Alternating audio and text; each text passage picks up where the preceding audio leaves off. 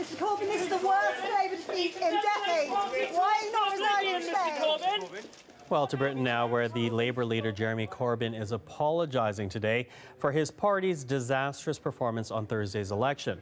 Now, the loss is its biggest in more than 8 decades. And with that, let's bring in Dominic Velitis as he's been looking into this story for us today. So, Dominic, let's begin here with Corbyn and his apology.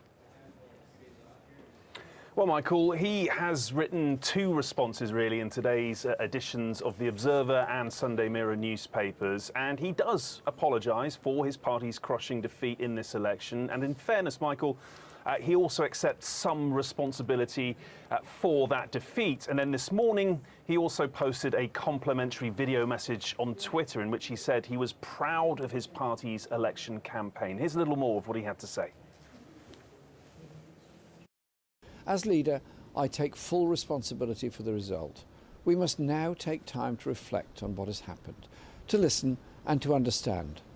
The attacks on us from some in the media have been more ferocious than we've ever known, but I'm proud that no matter how low our opponents went, we refused to join them in the gutter.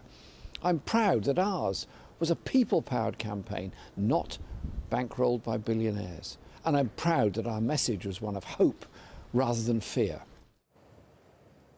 Jeremy Corbyn, the leader of the Labour opposition party there. Now, although he has accepted, as I say, some responsibility for Labour's performance, he also used his articles this morning in the media to blame the media itself, Brexit and Prime Minister Boris Johnson for his party's biggest electoral defeat since the 1930s. And that hasn't gone down too well over here, Michael. There are some out there who still think Corbyn is not taking as much responsibility for Labour's failure at the polls as perhaps he should.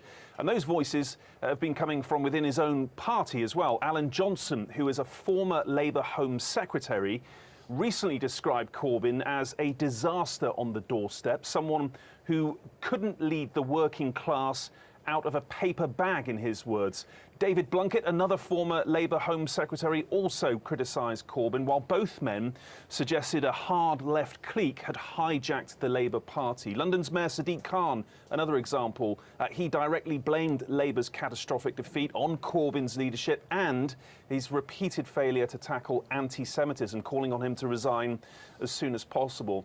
Now, Jeremy Corbyn has already said, Michael, he won't be leading Labour in the next general election. He is expected to stand down early next year. For some, the sooner the better, because there is a feeling now that his position is untenable as leader and it's causing a rift within the party itself. In fact, some commentators here are now talking about a civil war or a red-on-red war breaking out within the party.